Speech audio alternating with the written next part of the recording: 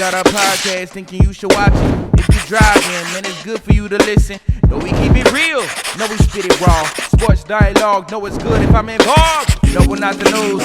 We just cool dudes with nobody to impress. Just talking our shit. Call it Pressman Coverage.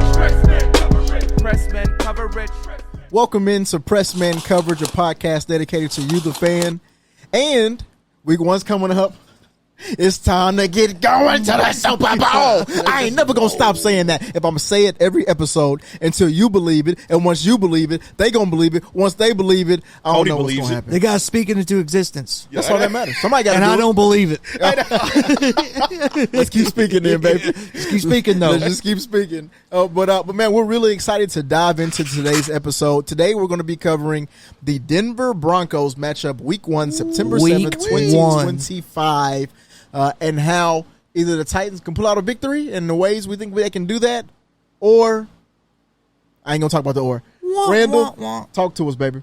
Man, we here, man. Man, shout out to all the people that subscribe, man, the Press Man crew. What should we call the fans? Oh, man. We got to figure that out.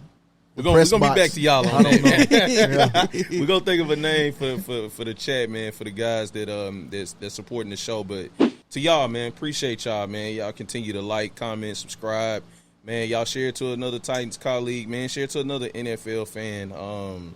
Hey, we need that boots on the ground marketing. Come on now. That's right. Come on, man. Y'all just continue to spread the message and what we're doing, man. We appreciate y'all.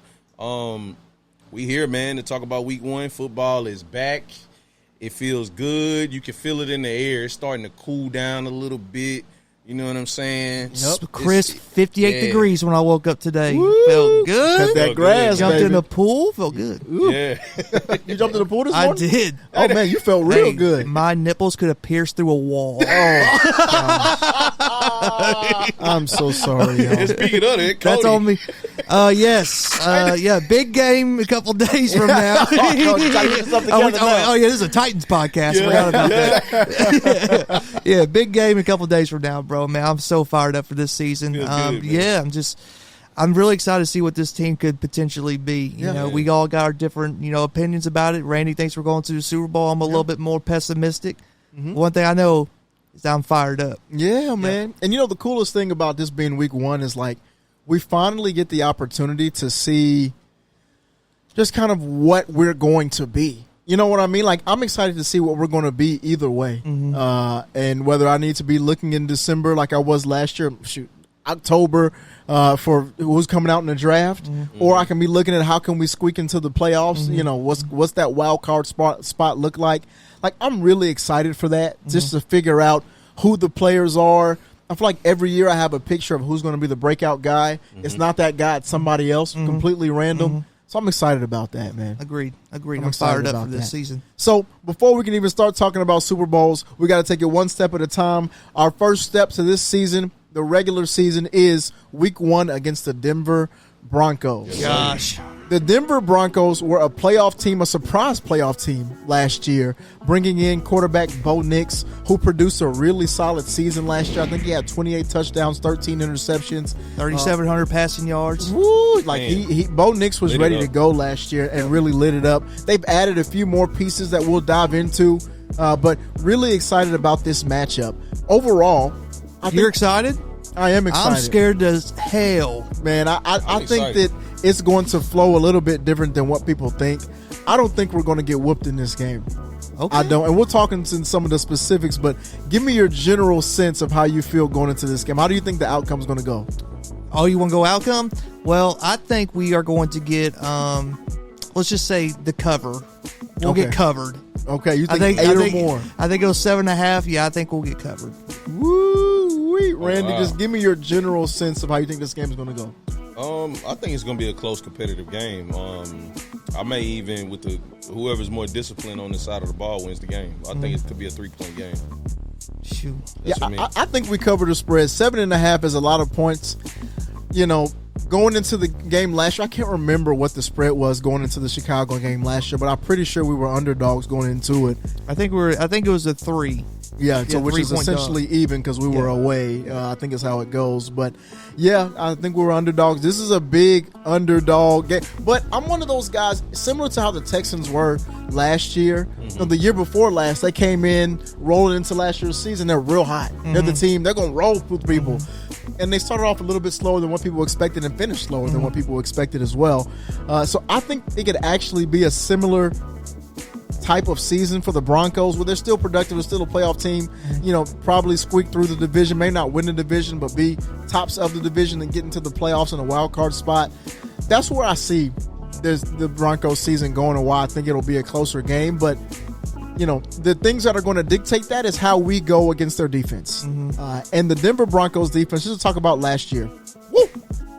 I'm looking at it. Lord have mercy. Yep. And they got even better. Points allowed, 18.3 points per game, which was third in the NFL. Yards allowed, 317 yards, seventh in the NFL. Rushing defense, 96 rushing yards allowed per game, third in the NFL. Passing defense, 220 yards per game, which was 19th in the NFL, but they were efficient. Yards per attempt was only 6.8 against them, which was the fifth best in the league in sacks. 63 sacks, led the NFL last year. This defense is anchored by Patrick Surtain, Nick Bonito off the edge, and Zach Allen also off the edge, who was also second-team All-Pro Zach Allen at 8.5 sacks. Nick Bonito, 13.5 sacks coming from him. Patrick Surtain, I kind of glossed over him, but who is Patrick Surtain, Cody? Man, he's a phone booth. That's the one he Defensive Player of the Year. Yeah, he is a phone booth Defensive Player of the Year, dude. So, what really does with him will be interesting. They are a pressure-first defense with an elite secondary. They smother the run. They try to, be pretty compact in how they do that. But overall, they're pretty solid overall. Again, they're pressure first. They're going to send blitzes. They're going to send them in different packages. They brought in some reinforcements this year to help bolster that defense with Dre Greenlaw and Hufanga at the safety position and Greenlaw at the linebacker position coming off injury. They've got some pieces, man. They have got one of the more perfect-looking defenses in the NFL team. They are, to me, a sleeper Super Bowl team. Oh, man. Yeah. Wow. Yeah, I mean, we said ourselves we rather play the Chiefs. Yeah, no, we seriously. rather play the Chiefs, and Yeah, and it's really because the pass rush. Yeah. When you have a guy who had 13.5 sacks, and that's not the All-Pro that people mention on your D-line. It's Zach Allen, who's the second-team All-Pro at 8.5. Yep. It's like, man, that's a lot. I will say, I think Cam Moore's mentality, I think, is perfect for this type of environment. Yeah. Yep. Great defense, on the road, playing against an orange and blue team. He loves playing against orange and blue teams, opening up the season. He loves that. This is set up real pretty for Cam Moore right now. Yeah, and you kind of look at how he starts off his seasons where everywhere he's went, man, he's defied the odds. You know what I mean? He's going into Miami's first season, his first season with Miami and his only season with Miami. He wasn't looked at as the number one overall pick coming into the season. Right. He was just an interesting transfer going there. He didn't transfer from an SEC school over there. Like, he's not the Carson Beck story. He is a guy who came in as somebody who was generally and relatively unknown, until he really jumped off the cliff and became what he is today. So maybe he comes out and he's the same coming into the NFL where it's quiet. Nobody really talks a lot about Cam, and people talk more about not talking about him than actually talking about him. But I think he can come out and really be on fire. Yeah. I do. I think his mentality is set up perfectly for this type of environment. Yeah. So, Randy, Denver, you're a guy who's traveled all over the country. Denver He's got that money. Is in there. He got that money. I said country. I meant to say Ricky world. Bobby. He said, "Woo, love that money." I meant to say world because he's been everywhere. Worldwide. But Denver is a place. The Mile High City is real. You can drive up there, get out your car, and feel that the oxygen's different. Yes. Randy, talk to us about the environment that the Broncos bring and the type of fans that they have. It's going to be tough, man. It's going to be tough. This will probably be their toughest challenge of the season, especially just in week one. Now, they're going to want to get up there and get acclimated with how it feels, the adjustment, like you said, of the air, the atmosphere. they're going to have that silent count down pack. Yeah. You know what I mean? They're going to have to come in locked in and focused. But like you said, I think Cam has the mentality to be able to withstand this type of atmosphere and be able to show up in this game. I don't think he's going down without a fight at all. He just doesn't – he's not built like that. Yeah. So, Callie, with that, the main thing, the leader of the team, like the coach, he has to be dialed in more than he's ever been to be able to squeak this win out. Yeah. You know what I'm saying? Like, I mean, down to the details. And, yeah, it's going to be a tough environment, but I think the guys can do it. Yeah, I think another interesting part of this, too, is because you're going up to Denver. I have looked into, like, this little elevation stuff, and so a lot of times these teams, they kind of do two different things. There's either two ways of, like, traveling. It's either you go up, like, a week early and try to get super acclimated, or you go up maybe 2 days before and just try to get in and get out. Okay. Yeah. Okay. And just, so that way you can't get too adjusted or whatever, which is kind of different. So I'm very interested to see about if they want to go up there, like what their travel plans are, and just see what their method is of trying to get the players acclimated to the conditions. It's pretty important to see just how they, like you said, how they just handle it. You know what I mean? Because now like I said, I'm Mr. Optimistic Man. I just think it's gonna come down to the details and who's more disciplined. That's the only way I think that we could win that. We could win by the fact of the week one roughness or the week one coming out a little rusty. You're coming out a little rusty. You may not play as much Denver's in the preseason. looking at us like we're a junior varsity team. And then you come out a little unprepared and get snuck. So. It happens. Yeah, and you know what? They always say week one's a liar. You know what I mean? Just like the preseasons can be a liar. So we won 3 preseason games last year. Matched that win total in the regular season. But preseason can be a liar. And we really could walk into something where we're really hyped up over X, Y, and Z. But at the end of the day, it could be a rough season, or we can win the first game. Maybe it's been 3 years since we won our first game, if I'm not mistaken. Man, it's been a little bit. Yeah, it's been a while. I even remember we were super hyped up when Marcus Mariota went like perfect against the Bucs, perfect passer rating. We won one game the rest of that season. Yeah, seriously, man. I mean, bruh. We've been through it as some Titans fans, bro. It is, man. So it's just a reminder to everybody, man. Week one's a liar. Yeah. We're not winning the Super Bowl if we win this game, but we're not going to be the worst team in the league if we lose this game just automatically. We could still end up being that. But week one's a liar. But what we're going up against, from their offensive perspective is they had a pretty solid offense. Looking at their numbers, they were carried by their defense primarily, but their offense was right around the middle of the pack. So with a rookie quarterback at that. But points scored, 25 points per game, which was 10th in the NFL. Total offense, they had 324 yards per game, 19th overall. Passing, 212 yards per game, which was 20th.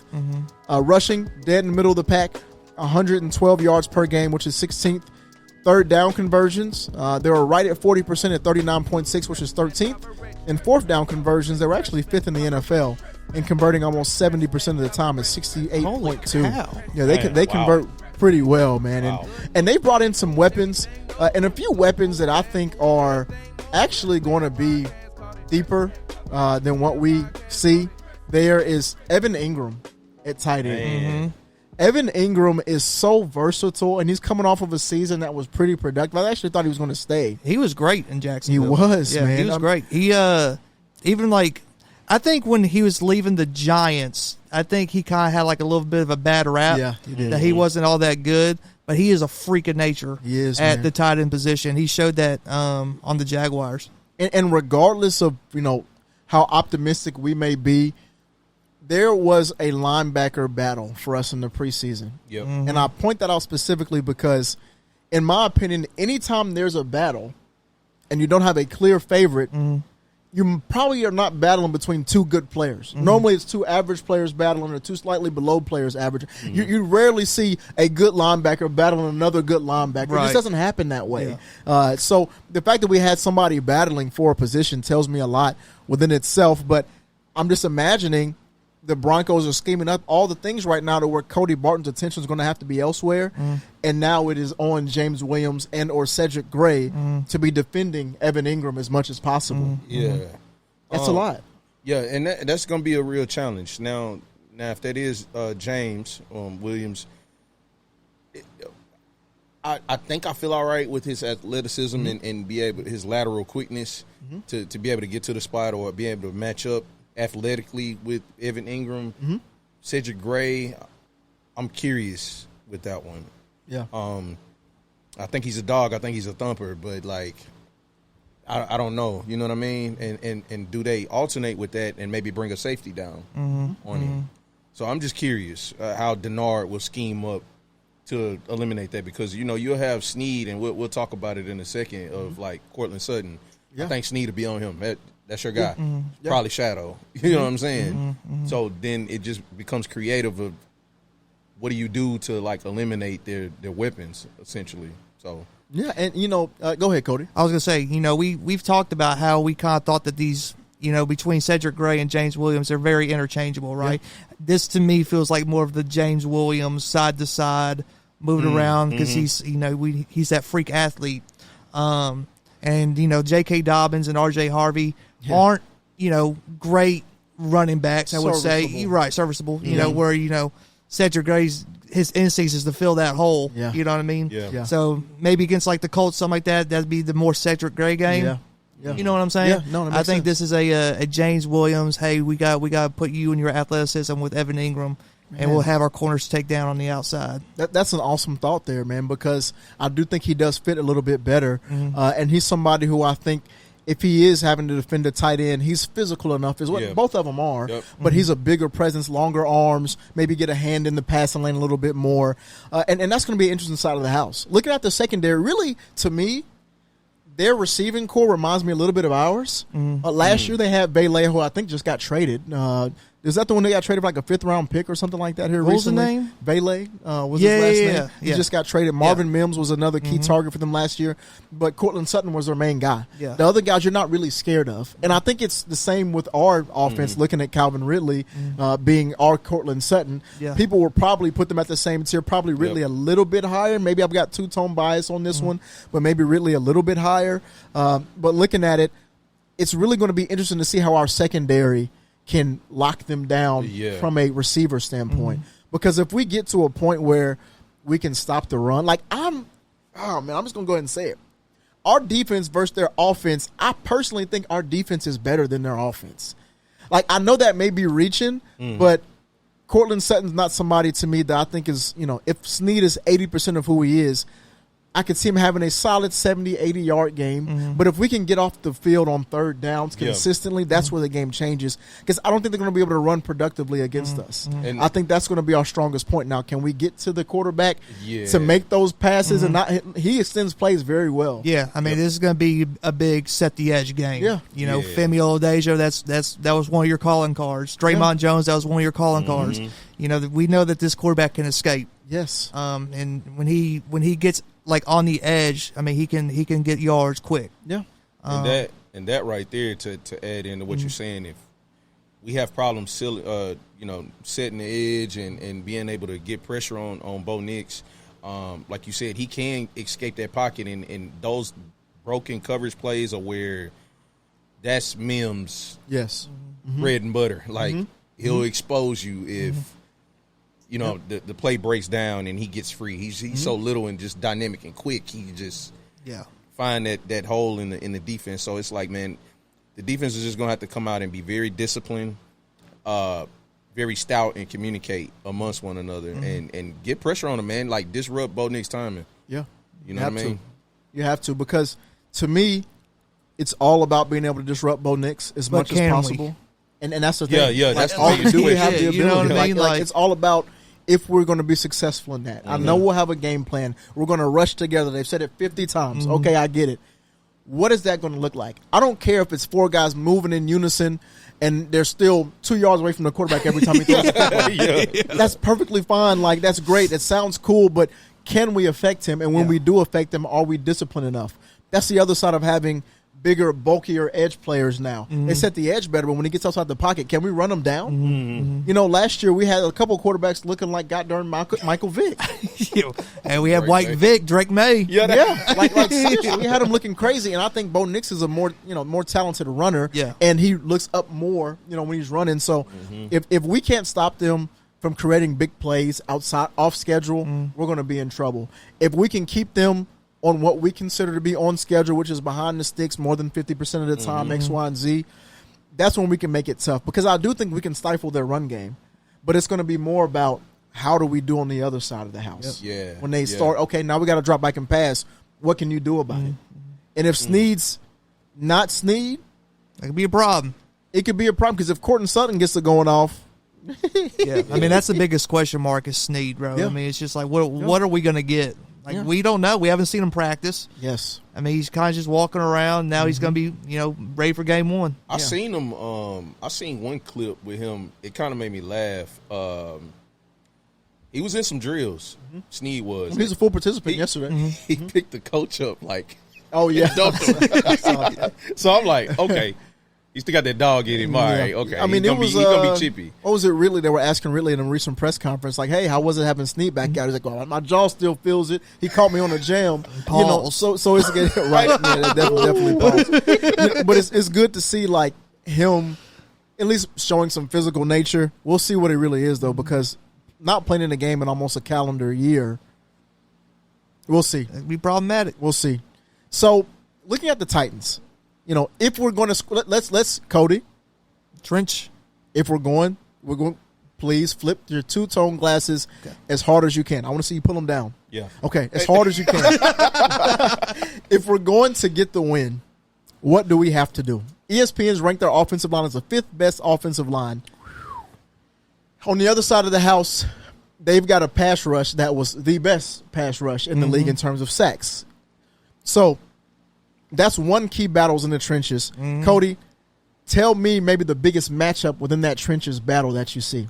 Nick Bonito, bro. Nick Bonito gets whoever the hell he's going up against. Yeah. I mean, we already saw in the preseason like 3 straight plays. It was sack, and then he drew a fumble or something like that. Like this, Dan Moore, we're calling on you right now. Yeah. Like this is like earn your money for game one. And you know, we've already had this discussion. I think that allowing 3 to 4 sacks in the first game, that's a problem for offensive line as a whole. Yes, I don't like that. I don't. There's too many assets going on to this offensive line. I think it needs to be a well-oiled machine. We got Lloyd Cushenberry back. It's the full allotment. Yeah, I mean, based on what you said I think 36, right around 36 sacks for the year. So that would put us at what? 3 would be high. So you're right. Yeah. So right around there. I think, shutting down Nick Bonito, it's going to be hard. You may have to bring in a little extra help or whatever. Yeah. But, these dudes need to be able to stand up. Yeah. They have to. If Cam doesn't have time this game. I can't. I'm not going to be well. I'm not, man. He's going to end up like Mac Jones. Like, it could get rough, man, and, we'll see. I do like our interior offensive line against their interior defensive line. I do think, and this is with the assumption that Cush comes back at least, 70, 80% of what he is, or what he was. Really not even last year, the year before last year, because last year he was really just average when he was on the field compared to what he was getting paid. But I like Zeitler and Skoronski. It's going to be a lot of duo action. ISO on the inside, you know what I mean? Like, we're going to be running a lot of that. I mean, the line has looked good. We're talking about it, but like in the preseason, it is look good. Like Cam Ward has been standing back there. He's been able to look around. Yep. He's been able to go from 1 to 2, back to 1. Yep. Like do his taxes. He's been able to do whatever he needs. He's been able to do whatever he needs because he's had time. Yeah. And it's been so long since we've been able to like actually watch our quarterback be able to say hut, watch players get into their routes. And be able to determine like where he wants to go with the ball. Typically, everything's just so accelerated. Yeah, and this is our first real test for our offensive line. Yeah. I was gonna say, man, I think the key to this game will definitely be tempo. It'll definitely be like we're gonna be relying on Tony Pollard to be able to run the ball efficiently, and I think honestly that would help like the offensive line to gain some confidence if they're able to push those guys off that line and move them. I think when it does come to those pass plays, they will have the confidence to be able to do that. Now, I trust Cam's instincts. I trust his ability to be able to step up in the pocket. You know what I'm saying? If our sweet spots are those interior linemen, being able to trust and step up and deliver that pass, I am confident in that. I think if we run the ball efficiently, we can keep them honest in a lot of play action and things like that. So yeah, that's a big piece. Sticking on the trenches topic, we have to establish the run. Got to. That's something that's if we can establish the run, and we've got the defenders on their heels versus the tips of their toes. Yeah, it's a big difference. Yep. Because if they know, okay, they can't even run the ball, we're going to act like they're passing it every down. We're going to peel our ears back and get after it. Because that's when it gets ugly. But if we can keep them honest and keeping a solid – that's when the game can slow down. That's when I think we can actually cover the spread. You know what I mean? Like if we slow the game down enough to make it where they have to go down and score or we have to go down and score.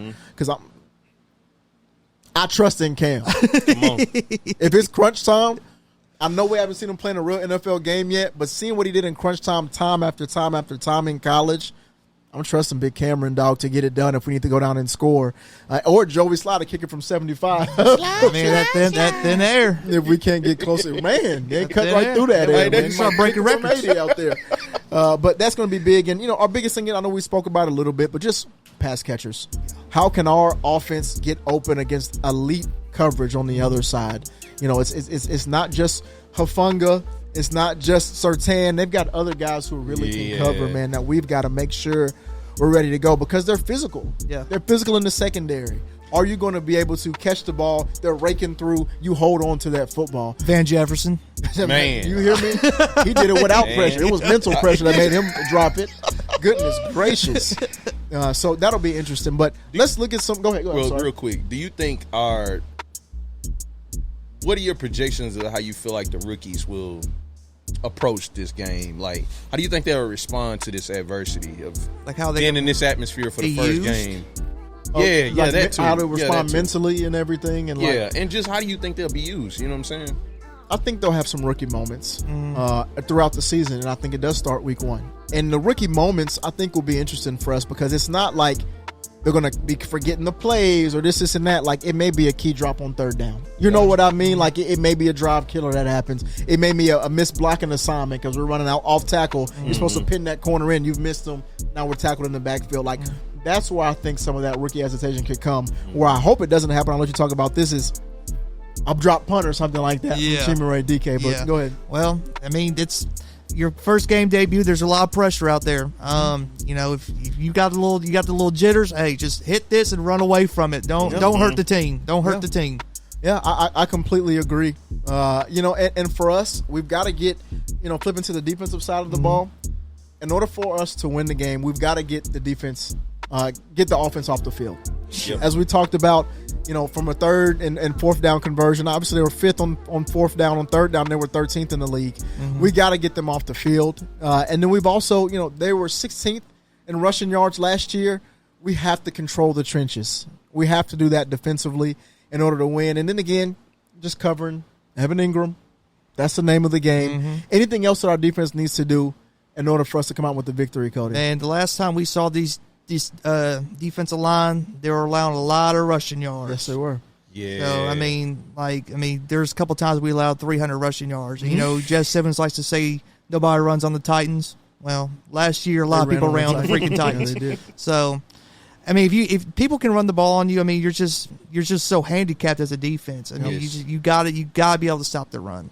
And J.K. Dobbins and Harvey, they may not be like the top running backs like in the NFL, but you give them a lane, they can break one off for sure. And to be honest, it hadn't been the top defenses that have crushed us. The top running backs that have crushed. JT was one of them, but you look back to a few years ago, Samaje Perine, was running for close to 200 yards. You know what I mean? Zach Moss, got off on this. So it's not just those top guys. It's guys like these who just run hard, efficient every play. If you miss a tackle, they're gonna take it for an extra 20. Yeah, this is going to be big Sean Payton versus Denard Wilson. Yeah. Sean Payton's the play caller. He loves cooking up some funky stuff. Yeah, he'll get people wide freaking open. We got to be ready for everything. Yep, you're exactly right. So, I think that's going to be big. The the Broncos typically score pretty efficiently. If we can slow them down in the red zone and win the red zone battle, force as many field goals as possible, I think we'll be good. I think that was actually something we were pretty decent at for the majority of last year, is when they got into the red zone, they scored field goals. The problem was they got to start in the red zone half the time because we're turning it over, at the 5-yard line. But, I think we'd be able to pick it up there. So you mentioned some rookie expectations for us. And the most important rookie for us is Cameron Ward, the Cameron Ward, Bartholomew Ward. I'm going to give him a new middle name every time I talk about him. But looking at how things have gone in the past for quarterbacks, we're going to kind of run through the past few seasons and some of the top picks and how they fared in their first game. So Jameis Winston was 16 for 33, 210 yards, 2 touchdowns, 2 picks, and a loss. Who did he lose to? Tennessee Titans. That's right. That's right, baby. We back. This is our revenge game. You've got Jared Goff when he was with the Rams at the time, 17 for 31, 134 passing yards. Ew. No touchdowns, no picks. I know, pretty rough. And a loss as well. And Baker Mayfield's first time in the game, he was actually in relief for somebody else. He was 17 for 23 for 201 yards in that relief. His actual true first start, he had 295 yards and 2 interceptions in a loss in his first official start. Kyler Murray had that crazy game that ended in a tie, his first overall game. That's crazy. 29 for 54, 308 yards, 2 touchdowns, and 1 interception in a tie. Joe Burrow, and you'll catch the theme here pretty soon. Joe Burrow, 23 for 36, 193 yards, 1 interception, 1 rushing touchdown, and a loss. Trevor Lawrence, 332 yards, 3 touchdowns, 3 interceptions, and a loss. He threw it 51 times. He was letting that thing go, boy. Urban Meyer was like, hey, just go out there and do something with it. Just do something with it. I don't care. We're just going to keep calling the number. You have to figure it out. Bryce Young, 146 passing yards, 1 touchdown, 2 interceptions, and a loss. Caleb Williams, God, 93 yards, 0 touchdowns, 0 interceptions, in a win. Titans, how did this happen, man? Disgusting. Oh, Disgusting. man. just unbelievable. The worst stat line on here gets the win. Isn't that crazy, man? It just had Isn't to it be crazy us. that- against the Titans? Too. Yes, against the Titans. And, Jaden Daniels, he wasn't, the number 1 overall pick, Wow. but 184 yards passing, 88 rushing yards, 2 rushing touchdowns, but also in a loss. So the name of the game, as you've seen, is Caleb Williams, the only one that really came out with a win. It's Still a performance. It's rough. You look at the most passing yards. You've got who threw it 51 times. Trevor Lawrence threw for 332. Kyler Murray in a tie. I think that was multiple overtimes in that game. He threw it 54 times for 308. But really, the average is right around You can't have multiple overtimes. 190 yards. You say what? You can't have multiple overtimes. No. Oh, you're back then, my could you? God. No, you said. I thought you said there was multiple overtimes. Oh, no, you can't. You're right. yeah. You're right. Yeah, you're right. Yeah, so he threw it 54 times. And goodness gracious. Slinging. That's absolutely crazy. So looking at that, you've only got one person who came out with the win. Everybody else is tied or lost. Right now, DraftKings has Cam Ward throwing for 190 yards, which is about the average if you look at the totals. His over-under to throw for under 1.5 touchdowns is what you saw? His over/under for touchdowns is 1.5. Oh, Yep. goodness, that's right. And that's minus 270, though, Yeah, right? for So under, yeah. So most likely he's going to They lose 2, maybe 3 of them things based on what they think. No, they're saying he's going to throw 1. If the Oh. under, Oh, yeah, if the under, under's yeah. minus Oh, 270. the under, I thought the over-under was, okay. Yeah. I get it. Sorry. Okay. No, you're good. Yeah. So 19.5 completions overall. That's at minus 122. And then the projected attempts is 31. And then looking at what their over-under for the completions are versus the projected attempts, 61% completion percentage when you kind of factor that all in together. So it's pretty interesting. The quarterbacks who really flashed well are the quarterbacks who used their legs a little bit more. Kyler Murray, Jaden Daniels, they ran the ball. They really gave their teams the best chance to win. Then you've got some interception plague starts with Winston. Which that's not just his start. That's his finish in middle in between. Trevor Lawrence, Bryce Young threw a few.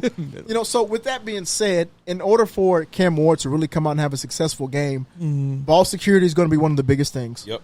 Lean on that run game. Keep the passes simple.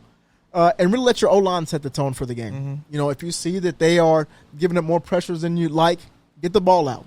Yep. If you see that giving you some time, maybe take an extra peek and look down the field and take a chance that maybe you wouldn't have taken or maybe against the initial scheme that you guys have drawn up. But, Randy, what do you think is going to take for Cam Ward to come out? All of those things are what you said. I just wanted to add an addition to the game plan. We're going to need discipline and stout special teams play. So that means good positive yards, stopping their positive gains on their punt returns or kickoffs. We had trouble doing that last year. Yeah, like we got to get in there. We got to get in there and get those tackles, bro. Because speaking of that Bears game of Caleb Williams, he got bailed out through special teams. Oh yeah, So- he got bailed out by. Yeah, Donovan interception. So yeah, man. I trust in Bones, man. I think Chimere DK will be able to get some good positive yards. That's what I'm talking about. And yeah, man. Hey, let's house one. Let's house one. It made me so mad. I don't know why I did, but yeah, that's going to be pretty Beautiful, interesting. Cody, what do you think it's going to take for Cam Ward to be successful and come out with a win in this game? Well, he's going to need his offensive line. I think he's probably going to have to depend on our boy Chig right here. I think he's probably depend on Chig because I think really he's going to have a tough day at the office. I think with Patrick Surtain, so he's gonna have to find other people to trust. He kind of had a little camaraderie going on with Chig, and this could be like a big tight end game for us. I do believe. But yeah, I mean, if he throws 19 of 31, 60%. I think that's a pretty solid debut. If there's not a lot of interceptions attached to it, for sure. To close it out, question for you both: how many touchdowns, how many interceptions do you project for him? I will go 1 touchdown, 2 picks. Okay. What about you? With like 200 yards. Okay. Yeah. Okay. Yeah, I'm gonna say 1 touchdown. Maybe 1 interception. Okay. 1 and 1. Maybe 250. Okay. I'm going to sit in this chair and say it. Okay. He throws 3 first game. Touchdowns? He throws 3 touchdowns first game. He does throw a pick, but he throws 3 first game. The pick comes early. He comes out aggressive. So do we the win? pick comes early in the first. We'll have to go back and check our episode where we broke down the schedule. No, we do not win. There's just too much. We've got 2 or 3. One of our core positions coming off injury, being a corner. Too many questions at the edge rusher spot. A question mark on if our O-line is what we think they are. And a rookie quarterback going into that environment with a team that's settled. They're bringing most of their guys back, and they added nothing but veterans. You know what I mean? Yeah, like, they're not back. bringing a bunch of young rookies. Cush is coming back off injury. He hadn't played in the preseason.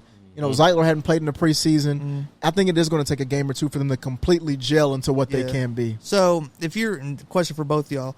So, with Callahan, how would you try to get Cam Ward into the game? Like, do you try to ease him in, or you're like, hey, buddy, we're going to give you a 5-step drop, and we're going to let you launch one, and you may get hit, but it's going to let you get into the game a little bit. Because you know how it goes, man. First play of the game, play action to the flats, tight end, 5-yard gain, start the game off. Randy, what do you think? I'll let you go first.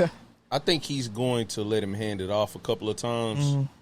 So ease Get him a in. flow, get the blood flowing, and then I think he'll draw up some good, quick, easy passes, get the ball out quick, feel the timing. I think that type of approach Callie will take. That's just what I feel he'll do. You know what I mean?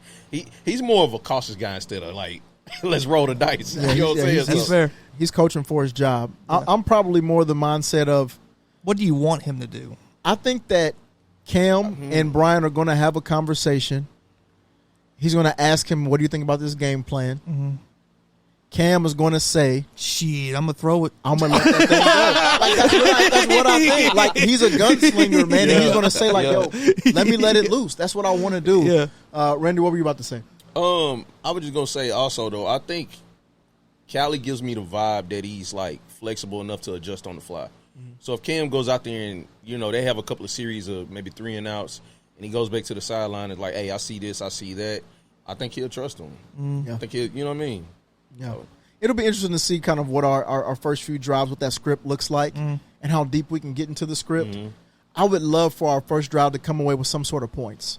That would be nice. I think that can dictate the game for us. If we come out and at least get a field goal on our first drive, I think that can, because I can just see us getting the ball first, crowd is raucous, we get a field goal, early turnover like we did last year. You know what I mean? Or you just get an early stop, get the ball back, score. Like, I'm not saying all that's going to happen, but a field goal can set the tone, and the guys start looking at each other and say, okay. Hey, we got reasons to believe. We got some reasons to believe. Cody, you got any closing thoughts for us?